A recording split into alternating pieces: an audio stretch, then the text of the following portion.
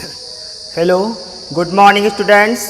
आज हम क्लास 11 में जो है बायोलॉजी विषय में जो हमारा पाठ चल रहा है उसी पाठ में ही आपको इसके पहले साइनोबैक्टीरिया बताया था कि क्या होते हैं साइनोबैक्टीरिया। तो आज हम उन्हीं साइनोबैक्टीरिया या नीले हरे शैवाल की प्रमुख विशेषताएं या उसके कह सकते हो जो लक्षण होते हैं, यानी आप सामान्य रूप से इन्हें कैसे कहोगे कि ये साइनोबैक्टीरिया हैं। तो आइए आज का हमारा टॉपिक ही है साइनोबैक्टीरिया के सामान्य लक्षण यानी जनरल कैरेक्टर्स ऑफ साइनोबैक्टीरिया, जिसमें से आप को ये सामान्य लक्षण पढ़कर ये समझ में आ जाएगा कि साइनोबैक्टीरिया क्या होते हैं और किस प्रकार से इनको जो है पादपों की श्रेणी में रखा गया। तो देखिए क्या है पहला पॉइंट साइनोबैक्टीरिया में कि कोशिकाओं में केंद्रक कम विकसित होता है, अर्थात ये प्रोकैरियोटिक होते हैं। पहला पॉइंट है कोशिकाओं में केंद्रक कम विकसित होता है, अर्थात ये प्रोकैरियोटिक होते हैं। आपको बताया है कि जो प्रोकैरियोटिक कोशिकाएं होती हैं उन कोशिकाओं में केंद्रक पूर्ण विकसित नहीं होता है। केंद्रक के स्थान पर केंद्रकाभ उपस्थित होता है, यानी न्यूक्लियाइड उपस्थित होता है और उसी केंद्रकाभ में आनुवंशिक पदार्थ उपस्थित होता है।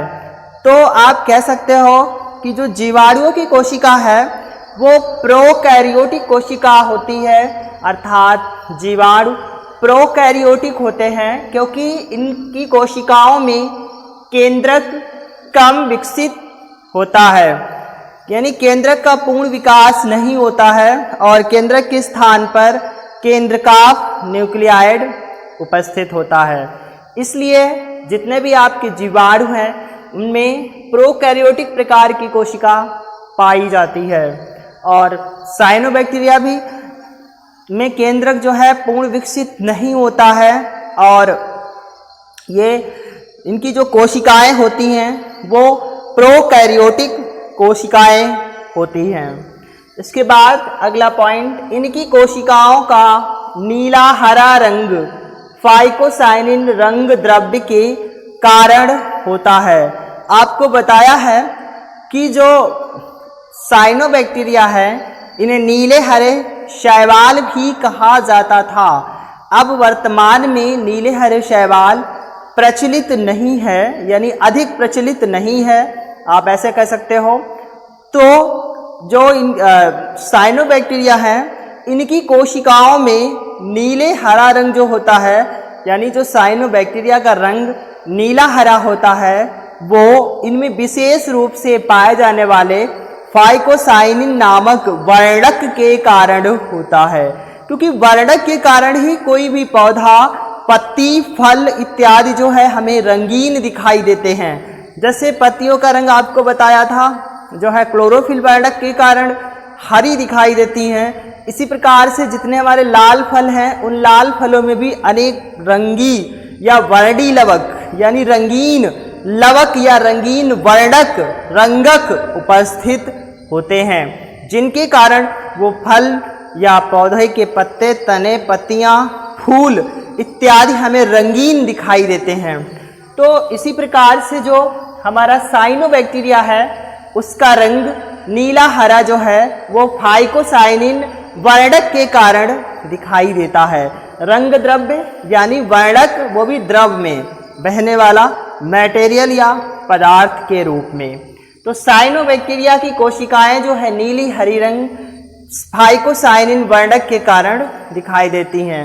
एक विशेष रूप का जो है या विशेष प्रकार का विशेष रूप से फाइकोसाइनिन रंग द्रव्य या वर्णक साइनोबैक्टीरिया में उपस्थित होता है।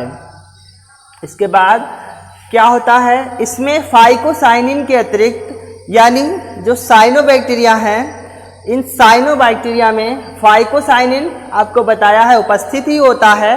इसके अतिरिक्त फाइकोइरिथ्रिन भी होता है, क्लोरोफिल और बीटा कैरोटीन आदि रंग द्रव्य भी उपस्थित होते हैं। आपको बताया है कि जो साइनोबैक्टीरिया है ये हरे पादपों की श्रेणी में रखे गए हैं, तो जिसके कारण क्योंकि इसमें क्लोरोफिल भी उपस्थित होता है और क्लोरोफिल जो है वो हरे पादपों में उपस्थित होता है और प्रमुखतः पौधों की जो हरी पत्तियां होती हैं उनमें क्लोरोफिल की मात्रा अधिक होती है। तो क्लोरोफिल के कारण जो है साइनोबैक्टीरिया हरे पादपों की श्रेणी में रखे जाते हैं। तो बताया फाइकोसाइनिन यानी नीले हरे रंग का जो कारण है वो फाइकोसाइनिन वर्णक है। तो फाइकोसाइनिन वर्णक के अतिरिक्त साइनोबैक्टीरिया में जो है आपका फाइकोइरिथ्रिन, क्लोरोफिल, बीटा कैरोटीन आदि वर्णक भी उपस्थित होते हैं। आगे ये प्रकाश संश्लेषी व स्वपोषी होते हैं, यानी जो आपके साइनोबैक्टीरिया हैं प्रकाश संश्लेषी व स्वपोषी होते हैं, क्योंकि साइनोबैक्टीरिया हरे पादपों की तरह कार्य करते हैं।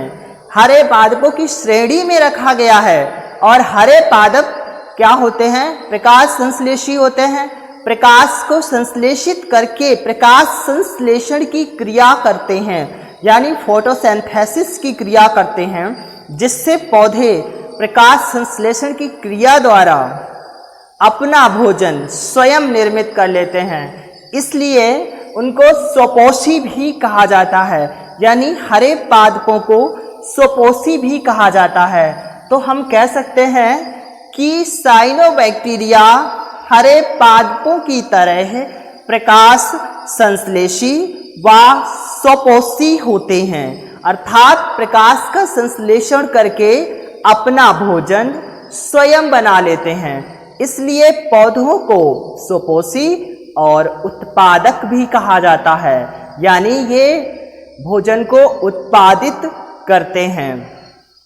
इसके साथ साथ इनमें संचित भोजन साइनोफाइसिन यानी स्टार्च या ग्लाइकोजन के रूप में मिलता है, क्योंकि पौधे जब भोजन का निर्माण करते हैं तो विशेषतः जो है ग्लूकोज का जो है निर्माण करते हैं, यानी कार्बोहाइड्रेट का निर्माण करते हैं।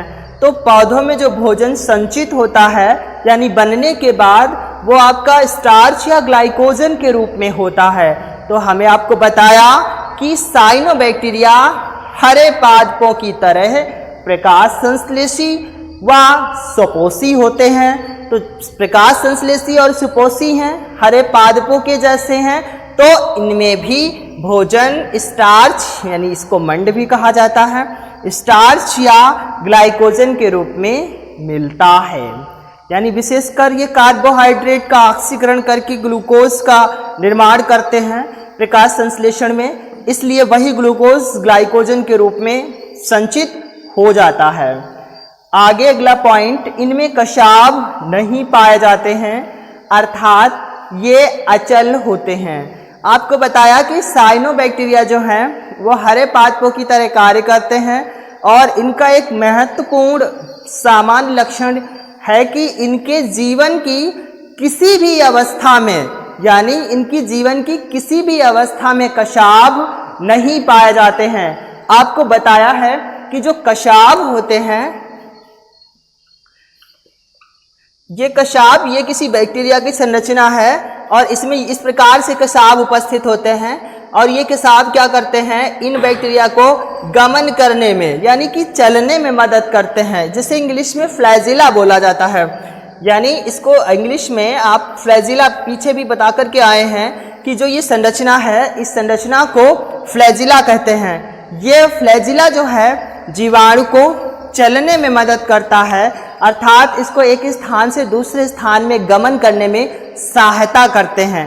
परंतु जो साइनोबैक्टीरिया हैं ये हरे पादपों की तरह कार्य करते हैं और इनके जीवन की किसी भी अवस्था में कशाभ यानी कि यही फ्लैजिला नहीं पाए जाते हैं, जिसके कारण ये कैसे होते हैं, अचल होते हैं, यानी गति नहीं कर पाते हैं। इसके साथ साथ इनमें जो कोशिका भित्ति पाई जाती है वो म्यूकोपेप्टाइड की बनी होती है, क्योंकि हर एक जीव में, हर एक जीवधारी में, यानी जिनमें कोशिका भित्ति होती है, क्योंकि आपको पता है जीवधारियों में कोशिका भित्ति अनुपस्थित होती है, जबकि पादपों में कोशिका भित्ति पाई जाती है।